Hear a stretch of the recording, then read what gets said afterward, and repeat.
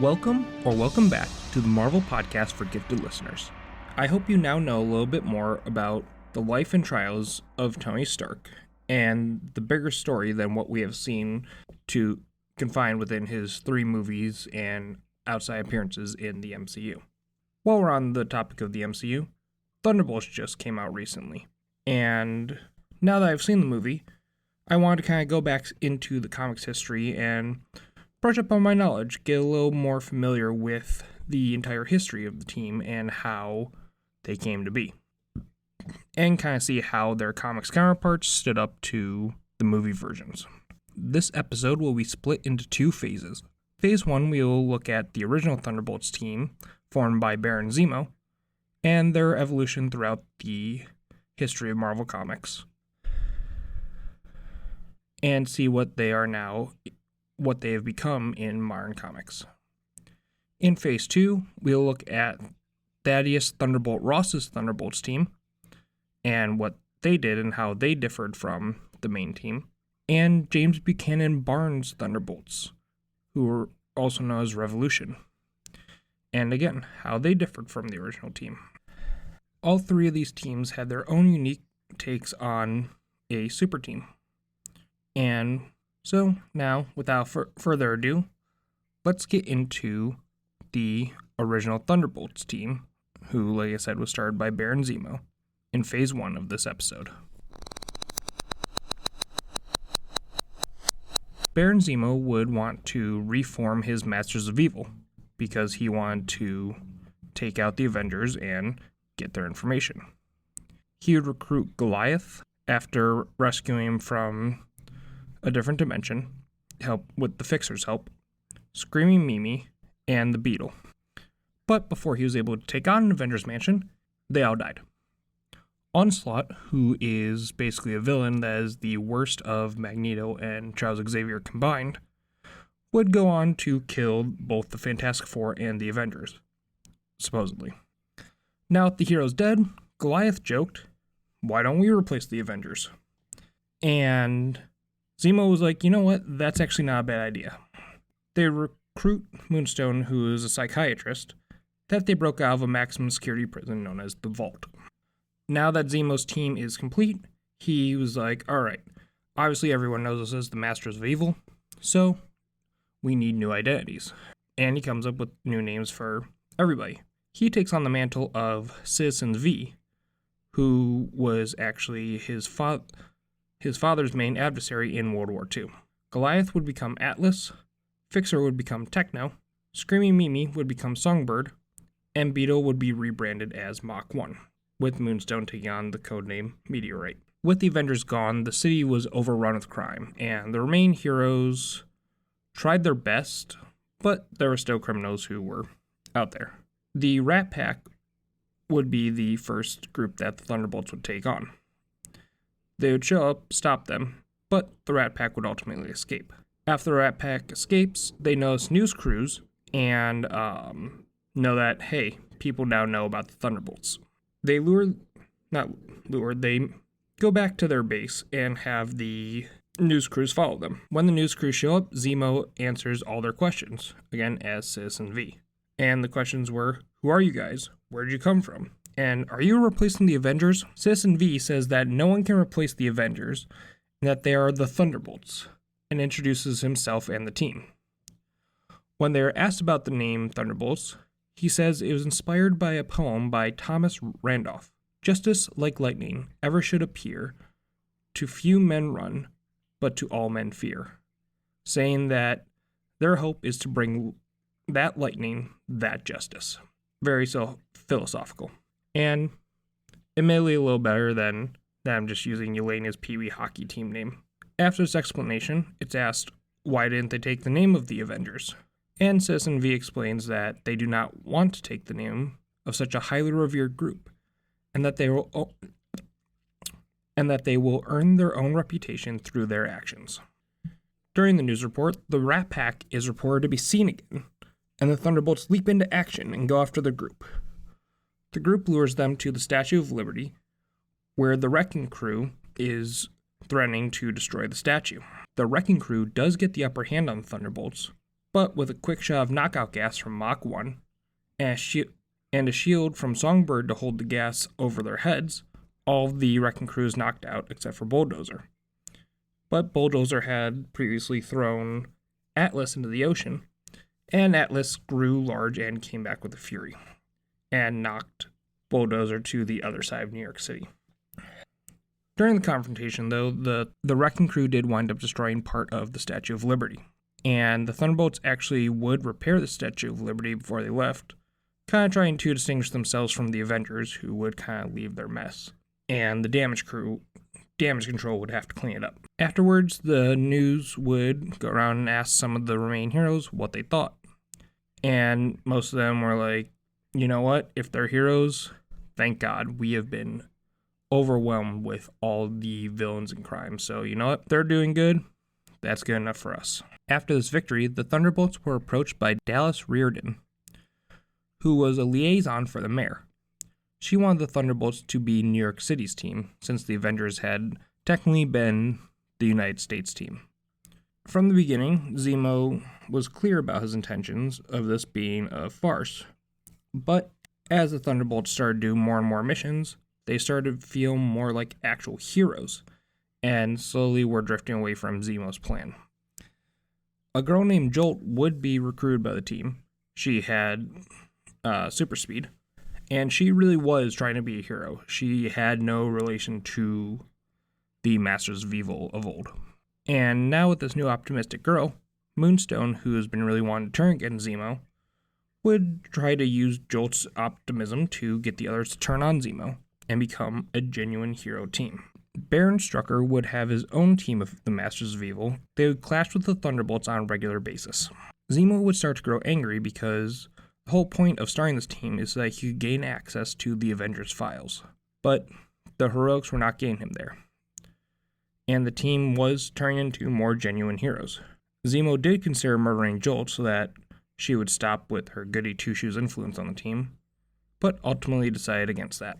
The elements of Doom would attack, and Zemo would tell the Thunderbolts not to get involved with this conflict. But the new heroes saw innocent people in danger, so they would leap into action because they didn't want innocent people dying, which we kind of see a similar scene, not exactly a similar scene, but we do see a scene where the Thunderbolts kind of come together to save some innocent people in the movie. During this fight, the elements would wind up killing Techno by snapping his neck, but Techno's mind would be downloaded into a robot body replica so that he was able to live on. The Thunderbolts would continue to be praised and revered, but Natasha Romanoff, the Black Widow, didn't know who they really were, and she would go behind Zemo's back to get the team to go against him. After Black Widow would approach the heroes, the Avengers and the Fantastic Four would actually make their return. When the Thunderbolts started to make their turn to be true heroes, no longer being villains at all, Zemo would blackmail them by saying that he'll reveal their identities as the Masters of Evil if they do not keep up with his plan. Zemo would get access to the biomodem, which allowed for mass mind control, and he would mind control the Avengers and Fantastic Four. Tony Stark, though, had built in a dampener within his suit so that he would not be mind controlled, because that happened one too many times for him to not be cautious. When the Thunderbolts wanted to stop Zemo, Zemo ordered the now mind-controlled heroes to attack his previous team. When they escaped on the Blackbird to a different base, Iron Man would follow them. And after a quick little battle, it was like, oh wait, he's actually on our side. He wouldn't be alone if he had been sent by Zemo.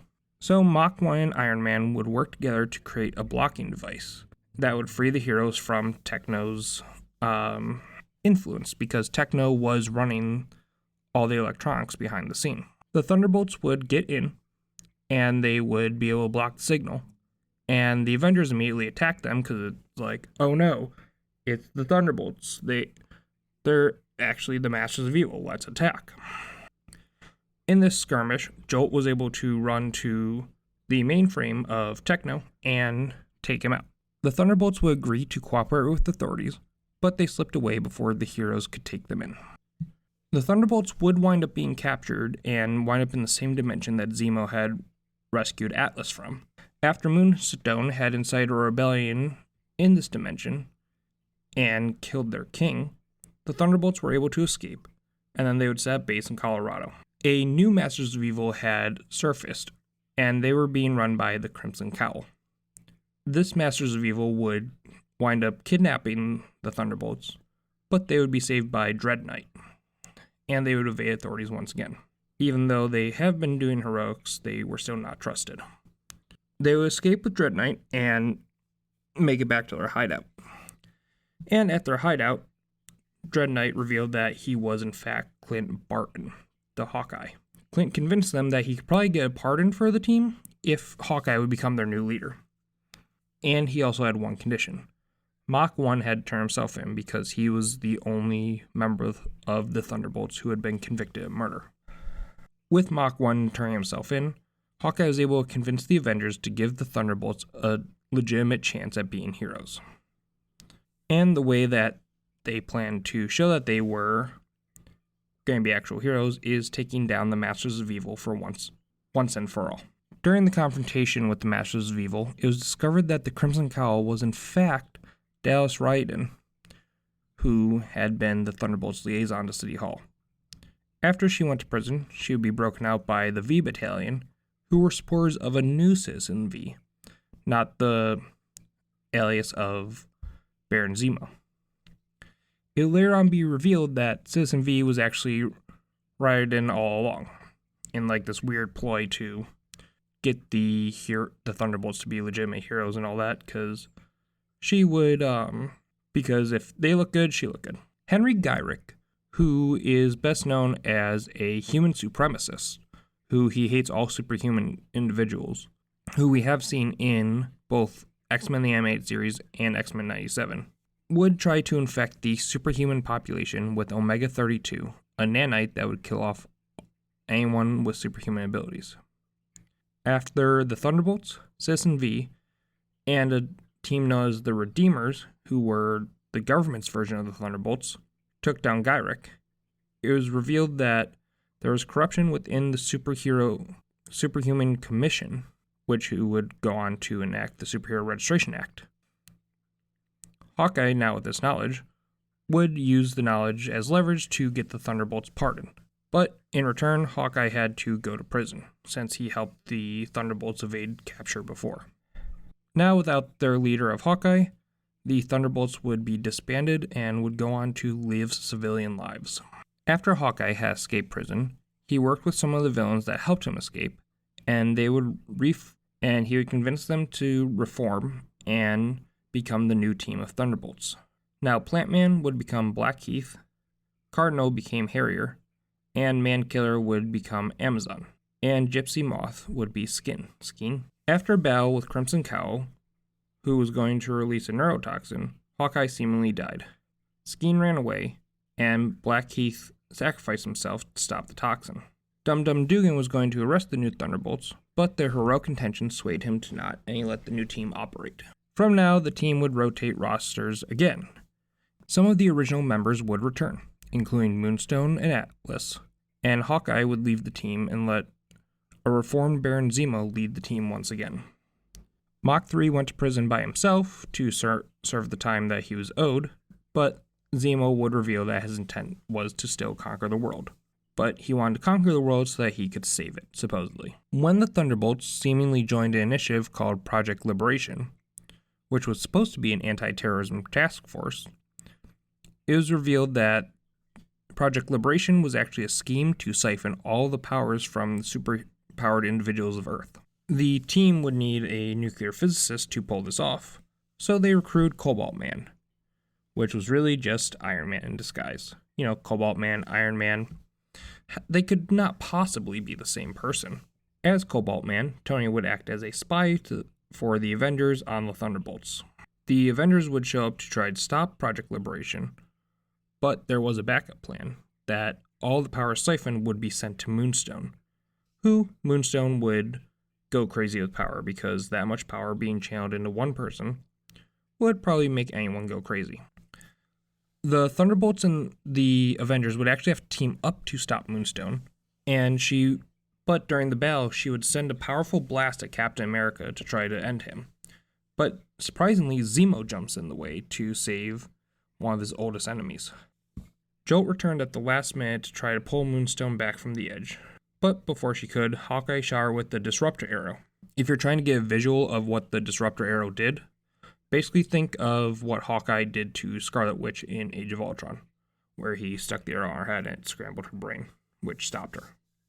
Zemo would escape with Moonstone's twin gems and would vow revenge on the Thunderbolts and the Avengers. Moonstone would be catatonic at this point. Fixer would escape. Jolt would return to the young allies who she had been working with on a counter-Earth, and a depowered Black Heath was imprisoned again by his own volition, and Vantage would retire to work for the Commission. Atlas would be depowered, and Songbird, she would get a reserve membership in the Avengers, but she would turn down this offer because she no longer trusted the Avengers.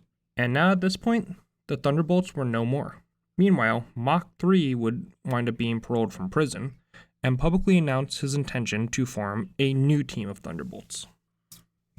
Unbeknownst to most of the members of his new Thunderbolt team, they would be funded by Hydra, because that was the only way Mach 3 thought that he could get his funding. His new team would be himself, Songbird, Speed Demon, Joystick, and Radioactive Man. This would be the main team of Thunderbolts that would operate all the way up until right before the superhero Civil War, with the exception of Songbird, who left once she found out where their money had come from because she didn't want to work with Hydra, which, understandable. Before Civil War, the team would be once again led by Baron Zemo. During the events of Civil War, the Thunderbolts would work with the pro-registration side of the conflict and act as essentially bounty hunters for the pro-registration side, going after any hero that would not register. But at the same time, Zemo had gone behind Iron Man and the Thunderbolts' backs and made a deal with Captain America to help spring heroes that the Thunderbolts would put away. So Zemo was working both sides of the deal. Iron Man would assemble a task force with the Thunderbolts to capture Captain America's secret Avengers. This team would consist of Songbird, Radioactive Man, Atlas, Venom, Bullseye, Taskmaster, Lady Deathstrike, Jack-O-Lantern, the Jester, and the UFOs. And this would probably be the closest that the Thunderbolts actually get to being like DC Suicide Squad, which is what a lot of people would compare them to, especially since the Suicide Squad movie came out before the Thunderbolts movie. And the reason that this is the closest they get to being like the Suicide Squad is because nanobot tech was put into the team to monitor them and curb their actions if it was seen they weren't doing what the heroes wanted them to do. More so Reed Richards, but before the first mission, though, Jack-O-Lantern and Jester were tasked with capturing Spider-Man, but they would be killed by the Punisher before they could complete their task.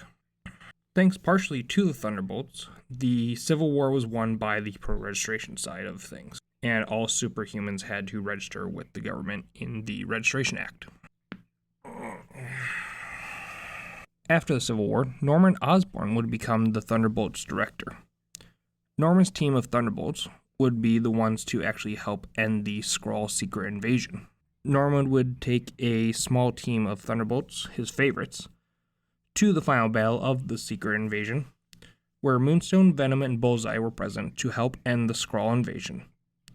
And Norman Osborn got to get the glory shot by taking out the Skrull Queen to international television.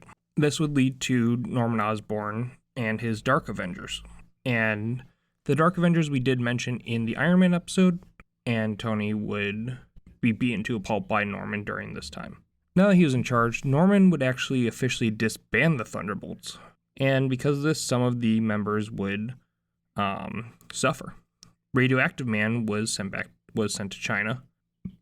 Penance was sent to a mental institute. And Norman would kill Swordsman himself by impaling him. Whoever of the Thunderbolts that were left, and Norman deemed worthy, became members of his Dark Avengers. Some people believe that the Dark Avengers would actually be what the Asterix and Thunderbolts would be, because it very much mirrored kind of this arc of like, oh, the Avengers, it's like in the MCU, the Avengers are gone, so maybe they're forming this team of villains to become the Dark Avengers, which we now know that they are the new Avengers, not the Dark Avengers. And then at this point in the comics, Yelena would join the Dark Avengers and be the field leader for them. During the Siege of Asgard, the actual Avengers were able to beat Norman and his Thunderbolts and end Norman's dark reign on the superhuman world. And this is when Captain America would task Luke Cage with running the Thunderbolts program, which we talked about during the Luke Cage episode. And the reason Luke Cage was chosen because Luke had been a criminal who reformed himself to become a hero. And so it was like, Luke would be an ideal person to do this. And eventually, Luke Cage's Thunderbolts program would be extended to where there was a secondary team of Thunderbolts that Songbird would be the leader of. Juggernaut would actually be part of Luke Cage's Thunderbolts, but after Juggernaut got benched by Luke because of actions in the field, Juggernaut would be recruited by the Asgardian god of fear and cause a breakout at the raft and destroy the prison. But Songbird was able to rally her Thunderbolts and stop the Juggernaut. While at their base, the Thunderbolts would actually wind up in a time vortex, and they would be sent back to World War II. They would pretend to be 1940s American heroes, and they would go on a mission to rescue the humanoid android known as the Human Torch. The Human Torch was an android who was one of Captain America's allies during World War II, and one of Marvel's first heroes.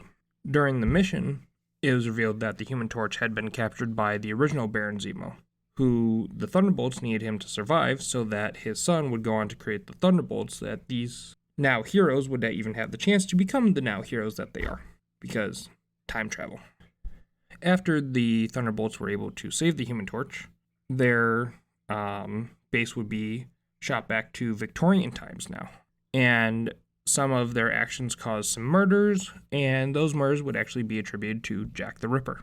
One more time, the base went all timey-wimey and wound up back in medieval times.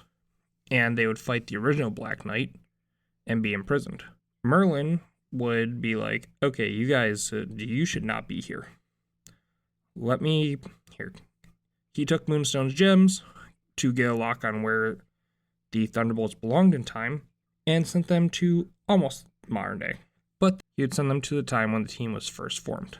They tried to take their past counterpart spots, but Zemo was able to realize that these were the future versions of the team.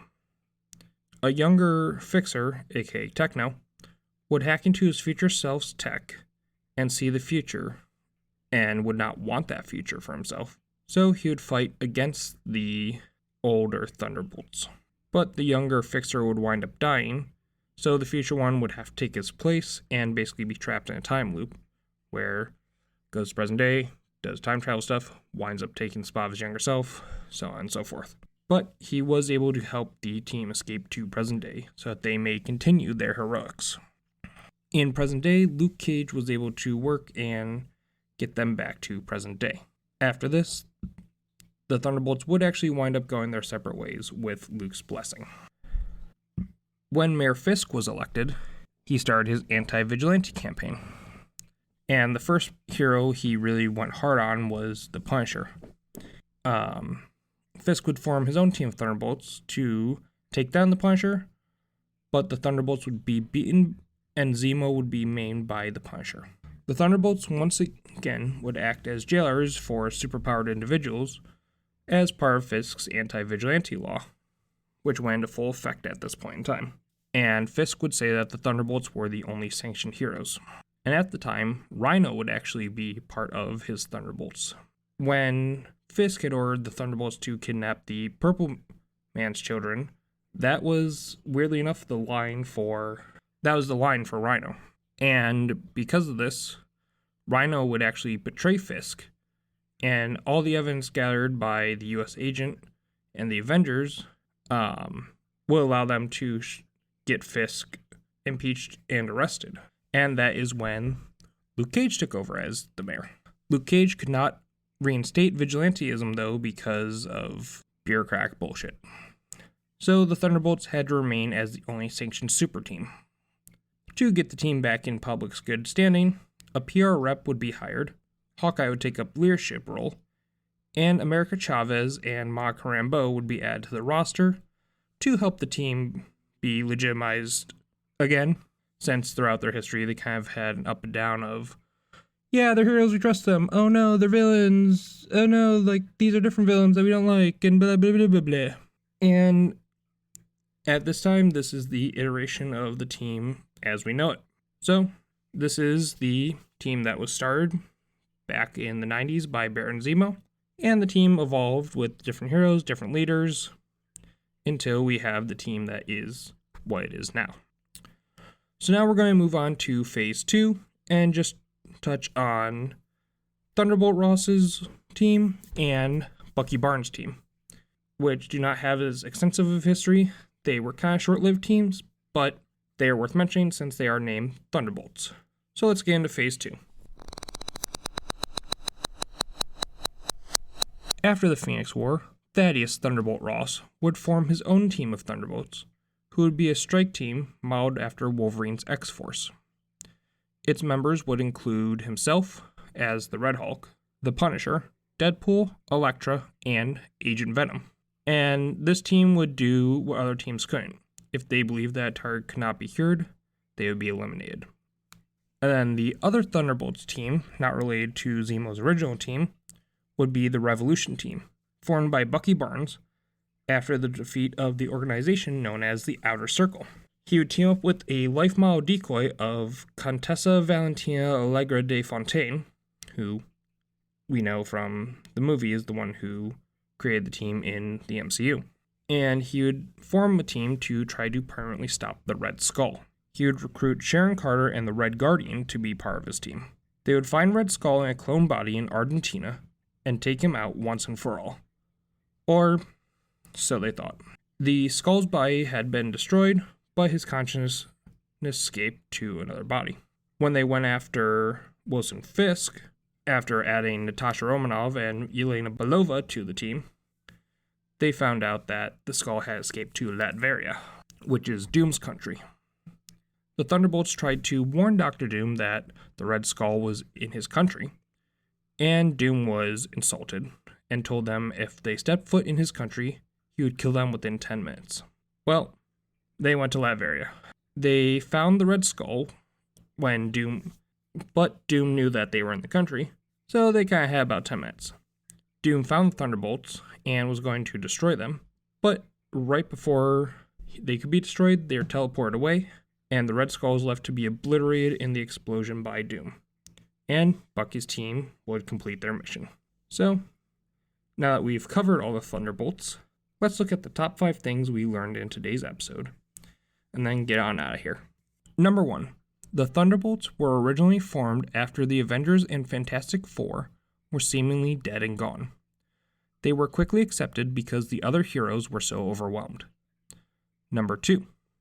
Even though the original team was supposed to be the Masters of Evil in disguise, they started to enjoy the hero life and became genuine heroes. Number 3. In the lifetime of the team, legitimate heroes would lead the team, including Hawkeye and Luke Cage. Number 4. Many villains throughout Marvel's back catalog, including such as Venom, Rhino, Radioactive Man, and a handful of others, would be part of the roster throughout their time. Some of them did wind up turning to genuine heroes, but some would go on to return to their life of crime. And number 5. The Thunderbolts were not the Marvel Suicide Squad. Even though there are similarities, there's also big differences. The main one being that these villains became Thunderbolts on their own free will, not on the threat of their lives, like the Suicide Squad. So, the movie Thunderbolts didn't have the exact same origin as their comics counterparts, but part of the history is still in there, and all the members of the MCU team had been a Thunderbolt at one point in time in the comics. The Thunderbolts as a team is a very interesting concept, and it was kind of cool to see some villains take on a heroic role, and it was even more awesome when Luke took over because It was like he went from criminal to a hero, and he was able to get other criminals to become genuine heroes like he did. And also it was nice that the villains actually wound up stepping up when the heroes couldn't, to stop the bigger threats beyond themselves. And so with that, I hope you now know the Thunderbolts a little bit better. Usually I announce what I'm going to do for the next episode at the end, but honestly, I'm not sure at the moment. So be on lookout for a post on social media, or just wait till the next episode to release. I would like to give 2 shout-outs at the end of this episode. One to Lance at the Retro Reloaded podcast, who gave me some tips on editing. And the other to my buddy Trey, who was moving and was able to give me some sound dampening foam that I retrofitted to record this episode of the podcast, and all future ones. This episode was written, recorded, and edited by myself, James Bazinski. Intro music sourced from freesound.org. You can find us on Instagram at TMPFGL, TikTok at TMPFGL, and YouTube at the Marvel Podcast for Gifted Listeners. Feedback, questions, or suggestions can be emailed to tmpfgl@gmail.com. Please like, subscribe, and rate the show wherever you listen. Until next time, gifted listeners, thank you for listening, and Excelsior!